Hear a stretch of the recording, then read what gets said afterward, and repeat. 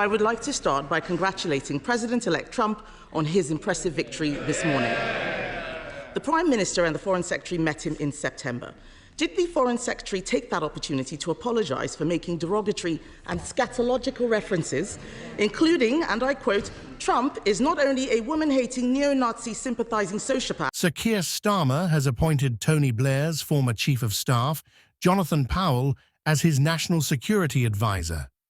The Cabinet Office confirmed the former Foreign Office diplomat and No 10 chief operator would take on the key role advising the Prime Minister in an announcement today. It comes amid the re-election of Donald Trump as US President, which has sparked uncertainty over the Ukraine war, conflict in the Middle East, and global trade tariffs. He is also a profound threat to the international order. And if he did not apologise, will the Prime Minister do so now on his behalf?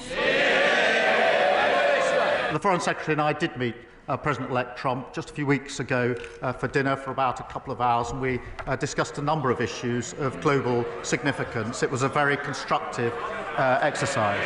Given that most of his cabinet signed a motion to ban President Trump from addressing Parliament, will the Prime Minister show that he and his government can be more than student politicians by asking you, Mr. Speaker? Powell, who is currently the CEO of Intermediate, a UK-based international conflict resolution charity, will succeed Sir Tim Barrow, who was appointed in September 2022. His appointment also follows his involvement in the recent Chagos Islands sovereignty dispute, which earlier this year saw Britain hand the territory over to Mauritius. He said, "I am honoured to have been appointed as the National Security Advisor to the Prime Minister. This is a hugely important role at a time where national security, international relations, and domestic policies are so interconnected." And Powell, who was previously involved in negotiating the Good Friday Agreement, added, "As the Prime Minister has set out, national security is at the heart of this country's response to the many challenges we face. An integrated response will be crucial to our success. I look forward to advising the Prime Minister and working closely with ministers and officials in this new role." Powell's experience, Sir Keir said, "Jonathan has devoted his career to protecting the interests of the country, having served for 17 years as a diplomat in the Foreign Office and 10 years as Chief of Staff in No 10, and I am delighted to appoint him to this important role."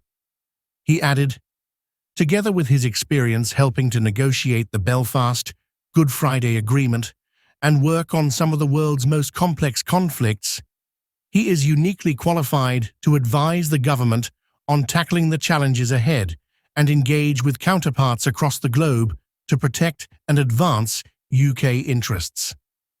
I would also like to thank Sir Tim Barrow for his service and the support and advice he has given me. He has helped steer the national security community through some of the most challenging times in recent history, demonstrating throughout his outstanding commitment to public service and to the safety and security of this country. I've no doubt he will continue to play a positive role on these issues in the future. Sir Tim said, "Having known Jonathan Powell for many years, I know he is very well qualified for this post. He will provide excellent support to the Prime Minister and the national security community." But a Conservative Party spokesperson said, "It's disappointing the government have appointed another Labour apparatchik to a senior role, sidelining an experienced general." Powell's previous comments about the unimportance of British overseas territories are extremely concerning, and many will be worried that there is more to come.